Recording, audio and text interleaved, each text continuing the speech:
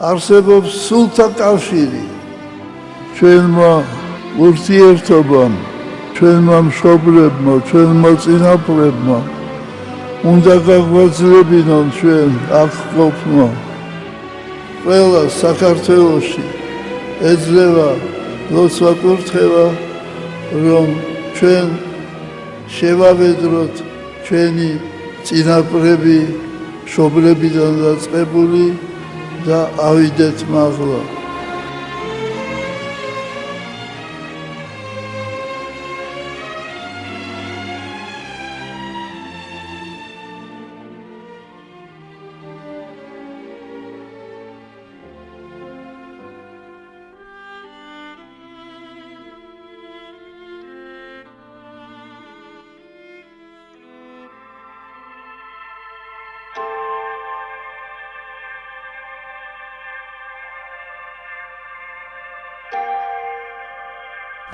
არის რაღაც მადლი, რაც ცოცხლად გადაეცემა თაობიდან თაობას. ჩვენც ასე გადავეცით ჩვენ შვილებს და აი დღეს რუსუდანი ლაპარაკობს დიდ ბაბუაზე. მე სულ მახსოვს, რომ ჩემი წინაპრები 16 თაობა იყო სასულიერო პირები და ეს ძალიან დიდი პასუხისგებლობაა. როდესაც შენ ხარ მათი შულთაშვილი და გაკავშირებს სიცხლის მიერ ნათესაობა ასეთ ადამიანებთან, რომლებიც ასე ვთქვათ ღვთისნიერები იყვნენ და ღვთისამსახურში იყვნენ. მე სულ მახსოვს ეს. ეს არის ბაბუ ვლადიმერი, რომელიც ჯერ არ არის აღკვეცილი მღვდლად და მისი მამა დეკანოზი სპირიდონ აბრამაშვილი, არც ერთად არიან მამაშვილი, ძალიან მეყვარს ეს სურათი.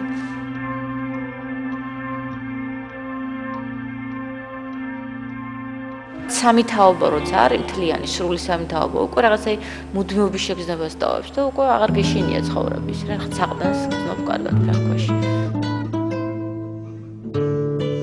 არგვეთი ჩემს თვალწინ ცოცხლდება იმერული სოფლის ლამაზი ეზო, წაბლისხით მოპირკეთებული დიდი სახლი, ორნამენტებიანი სვეტებითა და ხის რიკულებით, უშველებელი დიდი აივნით. იცი არგვეთში ზაფხულობით რა საოცარი მთვარიანი ღამეები, იცის ამას დედა მეუბნება და სადღაც დროის მიღმა იცქირება. ასეთ ღამეებში არავის წინავს. მთვარით გაყვავილ შარაგზაზე ახალგაზრდები სეირნობენ, სიცილი გიტარის ხმა და წყნარი იმერული სიმღერა ისმის. არგვეთში ნაყოფი ვარ ბაბუაჩემთან ერთად, მაგრამ უკვე ეს სახლი მათი სახლი აღარ იყო. ვნახის პატარა საყდარი ეკლესია, სადაც მამა ვლადიმერი წირავდა, როცა ცოცხალი იყო. ეს არის მე მგონი დიდი ბაბუასგან არის ეს წიგნი, აი აქ არის სწორედ არგვეთის ტუხტები. კარგად, მე ამ ტრადიციას დედაც აგრძელებდა ხოლმე და დედაც დებდა აი ესენიც.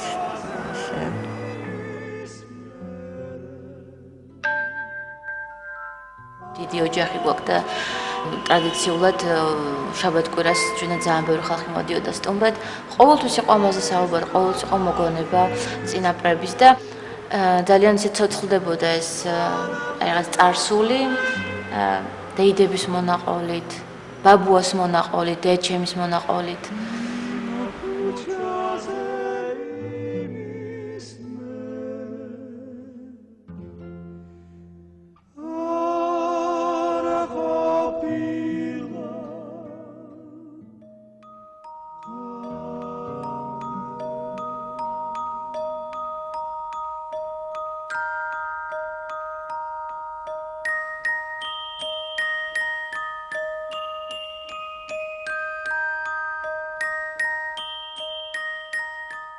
დედა გახდათ რუსუდან გურამიშვილი, შთამომავალია ცნობილი გურამიშვილების გვარისა. ოღონდ დედა იყო კახეთიდან ერთ-ერთი შტო, ადრე მე მგონი ალექსანდრე მეფის დროს გადმოვიდა ზემო ხოთაშენში, კახეთში და იყო აი ამ შტოს შთამომავალი.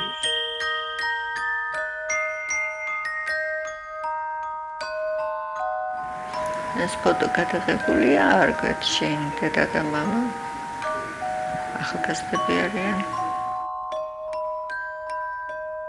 რო გადაუწეს სახკარი, გამოყარეს ყველანი, მაგრამ სამაგიეროდ შემორჩა ესეთი ძალიან სუფთა, ინტელიგენტური, პოეტური სული ბებიასაც. დედასაც ძალიან ვაჟკაცურად გაუძლეს ყველაფერს და არ ჩიოდნენ სხვათა შორის, არ იყვნენ ამის გამო დათრგუნულები, მიუხედავად იმისა, რომ ძალიან რთულ პირობებში უხდებოდათ შემდეგ ცხოვრება.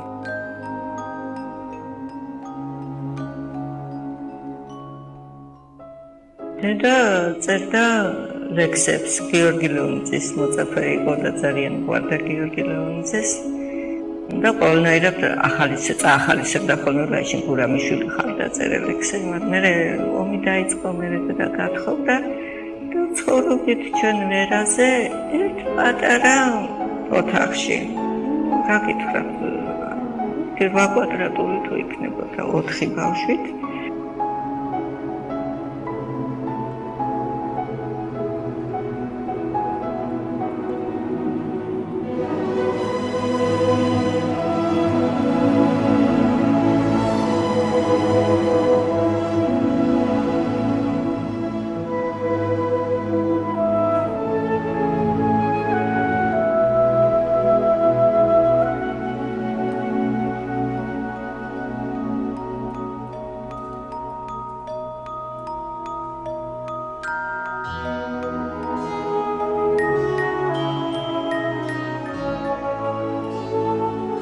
სტუმარი სუფრა, ძალიან კარგი განწყობა, დედა წერდა ლექსებს, იყო სულ კარგ ხასიათზე.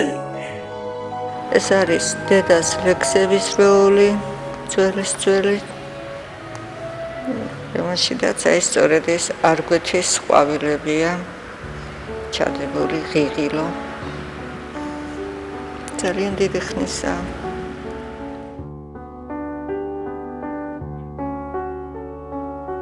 და ღიღილოზე აქვს ლექსი.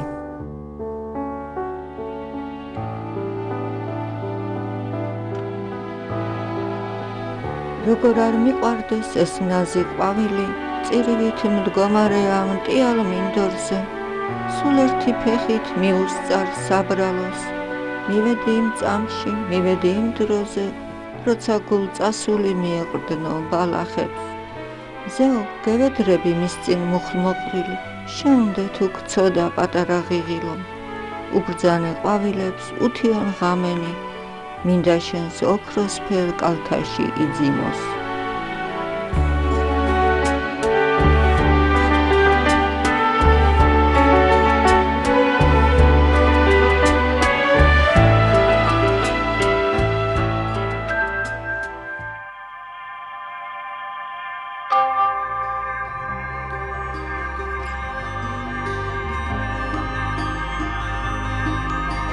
და ეს არის ბაბუა ჩემი, სპირიდონ აბრამიშვილი, რომლის პორტრეტიც მე გამოვიყენე ვეფხისტყაოსანს, როცა ვაკეთებდი, ვასურათებდი. შოთა რუსთაველი ავიღე ბაბუა ჩემის გავლენით ამაქვს დახატული. ძალიან გავს. და რომ ეგეთი ყადა წარმოდგენილი ყოველთვის შოთა რუსთაველი, რაღაც აი ამ განწყობის, როგორც ის არის. ყოველთვის წარმოდგენილი ყავდა, რომ დიდი და სევდიანი თვალები ქონდა და რაღაც ძალიან ბევრი ქონდა განცდილი და ძალიან ბევრი დანახვა შეეძლო ბაბუა ჩემს.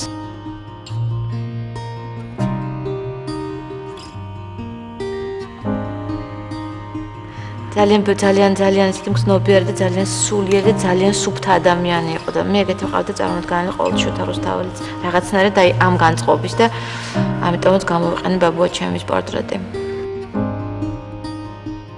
თარო გძინავს, თარო გესმის, აი რაღაც ჩხაკოვნიკ სამზარეულოში რაღაც ფეხის ხმა ჩუმად და მე როცა გურიტო და როგორც დახოს გაგვიწებ. გურიტო სკოლაში წასვლის დროა გურიტუნია, ჩიტუნია. მე ძალიან კარგი იყო. ყოველ გურიტოჩი და სულ რაღაც მიმართები ქონდა. გურიტუნის ადგომის დროა, წასვლის დროა სკოლაში. თან ძალიან ღონიერი, მაღალი, მხარბეჭიანი, ძალამაზე იყო თან. ძალიან სიპატიური და ძალიან სუფთა. და ძალიან ვაჟკაცური, უშიშარი. ბავშვები ძალიან უყვარდა. ჯერ ერთი მასწავლებელი იყო, მე ბავშვები უყვარდა ძალიან და თვითონ ბავშვებიც ახლა ფოტოზეც ეთყობა, რომ ძალიან ისე უხაროდა ხოლმე ყველას მამასთან ურთიერთობა ბავშვებს მით უმეტეს. ელაპარაკებოდა ხოლმე ესე სერიოზულად, როგორც ტოლებს და ამიტომ უყვარდათ. თან ახლა ესეთი თეთრწვერა ბაბუა იყო და მამა დიდხანს ასწავლიდა სკოლაში იყო მასწავლებელი ძალიან დიდხანს და შემდეგ თხოვეს უნივერსიტეტში ლექციების წაკითხვა. მუშაობდა უნივერსიტეტში ბავშვებთან, ძალიან უყვარდათ სტუდენტებს. ძალიან ელოდებოდნენ ხოლმე როდის მივიდოდა და ძალიან კარგი ურთიერთობა ჰქონდა სტუდენტებთან. ერთ დღეს დავინახე რომ წამოვიდა. აღარ მიდის ლექციაზე. გავიდა ერთი დღე, ორი დღე მერე მოვიდნენ უნივერსიტეტიდან, თხოვეს რომ მოდი ბავშვებს ენატრები, რატო დაანებე თავი და ბოლოს მითხრა რომ შვილო სხივი აღარა მაქვს თვალებშიო და არ შეიძლება ასე სხივი რომ ჩაგიქრებაო თვალშიო. ახალგაზრდებთან აღარ გამოდის ურთიერთობა. მერე მივხვდი, წლების მერე მივხვდი, რომ მართალი იყო მამა.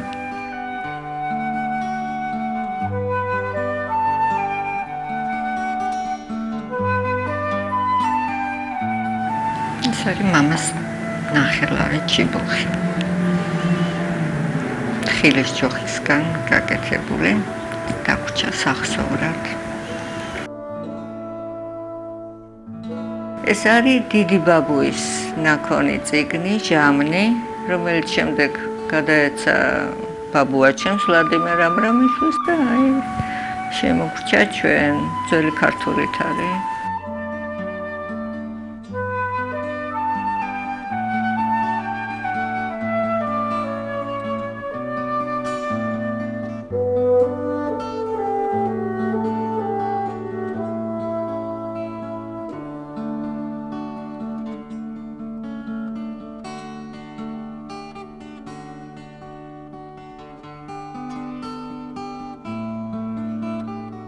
ეს არის ბებიას და ბაბუას ფოტო, ვლადიმერ აბრამიშვილი და თაფლო კურცხალია, რომელმაც ძალიან ღირსეული მეუღლეობა გაუწია. ძალიან გონიერი, ჭკვიანი და მკაცრი ქალი იყო, მაგრამ ძალიან სამართლიანი. აკაკი წერეთელი რომ გარდაიცვალა, პირველი პანაშვიდი ჩაატარა ბაბუამ სამღვდელოებასთან ერთად.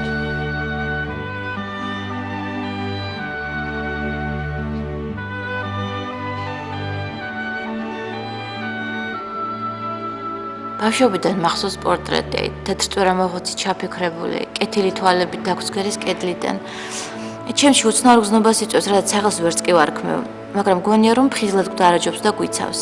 უბრალოდ აი ჩვენი ოჯახის განუყოფელი ნაწილია და სრულიად ბუნებრივად მეჩვენება რომ კედლის ფოტოზე ცხოვრობს.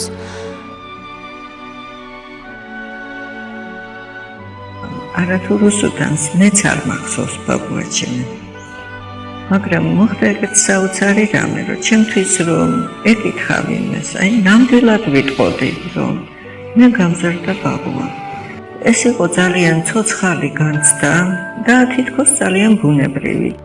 ბავშვი იხსნება მხოლოდ და მხოლოდ თავისთვის სასურველ გარემოში. აი თავის თავს ავლენს მარტო მშვიდ კეთილგანწყობილ და ძალიან ისეთ გარემოში, რომელსაც ენდობა. მე მაგალითად ჩემი და მამაჩემი მჭირდებოდა აუცილებლად. არანაირად ჩემგან არაფერი არ გამოვიდოდა, მე ეგრე მგონია. ვერც დავხატავდი, ვერც მუსიკას ვერ ვისწავლი, საერთოდ არ გაიხსნებოდა ჩემი ბუნება, მე ნამდვილად ეგრე დარწმუნებული ვარ ამაში.